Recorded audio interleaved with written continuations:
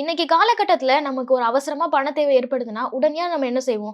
ஒண்ணு நமக்கு தெரிஞ்சவங்க யார்கிட்டயாவது கடன் கேட்போம். அப்படி இல்லன்னா, நம்ம கிட்ட ஏதாவது தங்க நகை இருந்ததுன்னா, உடனே அத எடுத்துட்டு போய் பேங்க்ல பிளட்ஜ் பண்ணி அதுலேருந்து கோல்ட் லோன் எடுத்துப்போம். ஆனா, அப்படி நீங்க கோல்ட் லோன் எடுக்கும்போது, எந்த பேங்க்ல உங்களுக்கு நெறைய வட்டி கிடைக்கும்? நீங்க எவ்வளோ டென்யூர்ல அத திருப்பி செலுத்த போறீங்க அப்படிங்கிறத பொறுத்து, எந்த பேங்க்ல உங்களுக்கு ஒரு அட்வான்டேஜ் இருக்கும் அப்படின்னு, நீங்க முன்னாடியே ப்ராப்பரா நாலேஜபிளா இருந்தீங்கன்னா, ஒரு எமர்ஜென்சி சிச்சுவேஷன்ல அத பத்தி நீங்க ரொம்ப யோசிக்காம, டக்குனு அந்த பேங்க்ல போய் அடகு வச்சு நீங்க பணத்த சேமிச்சுக்கலாம். சோ அதனால தான் எந்த பேங்க்ல எவ்வளவு வட்டி குடுக்குறாங்க, எந்த டென்யூருக்கு எந்த பேங்க்ல நம்ம கோல்ட் லோன் வைக்கிறது ரொம்ப லாபகரமா இருக்கும் அப்படின்னு நீங்க கட்டாயம் தெரிஞ்சுக்கணும். சோ அத பத்தி டீடைலா எக்ஸ்பிளைன் பண்றதுக்காக தான் இந்த வீடியோ. முதல்ல நம்ம பார்க்க போற bank state bank of India.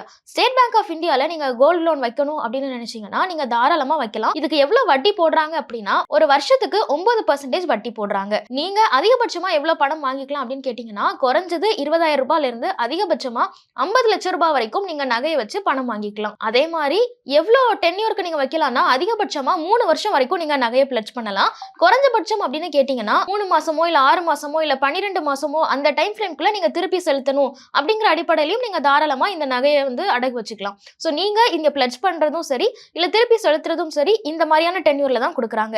நீங்க இது எல்லாமே நீங்க கம்ப்ளீட்டா தெரிஞ்சு வச்சுக்கிட்டு உங்களுக்கு எந்த பேங்க் கம்ஃபர்டபுளா இருக்குமோ அதுக்கேத்த மாதிரி நீங்க சூஸ் பண்ணிக்கலாம். அடுத்து நம்ம பார்க்க போறது HDFC பேங்க். HDFCல நீங்க கோல்ட் லோன் வைக்கிறீங்க அப்படின்னா உங்களுக்கு 9.10% வட்டி போடுறாங்க. இங்க உங்களோட நகைக்கான வேல்யூ என்னவா இருக்கும்னு கேட்டீங்கன்னா நீங்க பிளட்ஜ் பண்ற அமௌண்ட்ல இருந்து அதிகபட்சமா 75% வரைக்கும் உங்களுக்கு பணமா கொடுப்பாங்க. குறைஞ்சது 25,000 ரூபாயில இருந்து நீங்க தாராளமா கடன் வாங்கிக்கலாம். திருப்பி செலுத்துறதுக்கான கால அவகாசம் கேட்டீங்கன்னா 6 மாசத்துல இருந்து 42 மாசங்கள் வரைக்கும் கொடுக்குறாங்க.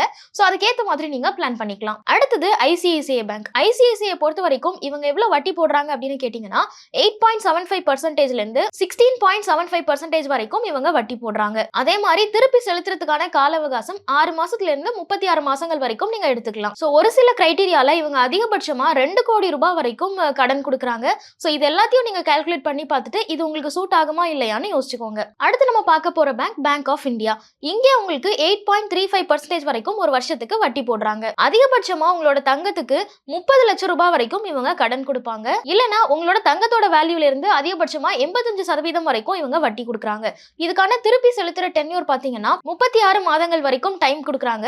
சோ அதுக்குள்ள உங்களால திருப்பி செலுத்த முடியும். இல்ல இது உங்களுக்கு செட் ஆகுது அப்படின்னா இந்த பேங்கையும் நீங்க பார்க்கலாம். சோ இவ்ளோ நேரம் நம்ம public sector banks, private sector banks இதெல்லாம் பார்த்தோம். அடுத்தது ஃபினான்ஸ் நிறுவனங்கள். முதல்ல நம்ம பார்க்க போறது ஸ்ரீராம் ஃபினான்ஸ். ஸ்ரீராம் ஃபினான்ஸ்ல நீங்க தங்கத்தை அடகு வைக்கணும் அப்படின்னா உங்களுக்கு 10.90% வரைக்கும் வட்டி போடுறாங்க. இதுல நீங்க நகை அடகு வைக்கிறீங்க அப்படிங்கிற பட்சத்துல அதிகபட்சமா 1 கோடி ரூபாய் வரைக்கும் உங்களுக்கு கடன் கிடைக்கும். இங்க நீங்க உங்களோட தங்க நகையோ இல்ல தங்க நாணயங்களையோ கூட அடகு வச்சுக்கலாம். அதே மாதிரி திருப்பி உங்களோட நகையை மீட்கிறதுக்கான கால அவகாசம் அப்படின்னு பாத்தீங்கன்னா 1 வருஷம் வரைக்கும் டைம் கொடுக்குறாங்க. அடுத்தது மணப்புரம் ஃபினான்ஸ்.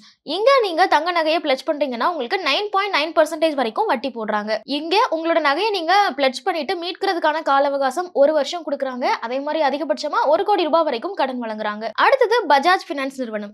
இவங்க குறைஞ்சபட்சம் 9%ல இருந்து அதிகபட்சமா 24% வரைக்கும் சூழ்நிலைக்கேற்ப வட்டி விதிக்கிறாங்க. இவங்ககிட்டயும் நீங்க உங்களோட நகையோ இல்லைன்னா உங்களோட நாணயங்களையோ வந்து நீங்க அடகு வச்சுக்க முடியும். அதே மாதிரி வாடிக்கையாளர்களுக்கு அதிகபட்சமா 2 கோடி ரூபாய் வரைக்கும் இவங்க கடன் கொடுக்குறாங்க. சோ நீங்க ஒரு அவசரத்துக்கு கோல்ட் லோன் தான் போகணும், நம்ம கிட்ட வேற ஆப்ஷனே இல்ல அப்படின்னு முடிவு பண்ணிட்டீங்கன்னா முடிஞ்சா இந்த மாதிரி நிறைய பேங்க்ஸை கம்பேர் பண்ணி பார்த்துட்டு அதுக்கப்புறமா கோல்ட் லோன் போங்க. ஒருவேளை அந்த மாதிரி அனலைஸ் பண்றதுக்கு கூட எனக்கு டைம் இல்ல அப்படிங்கிற மாதிரியான சிச்சுவேஷன்ஸ்லாம் வரதுக்கு வாய்ப்பு இருக்கு.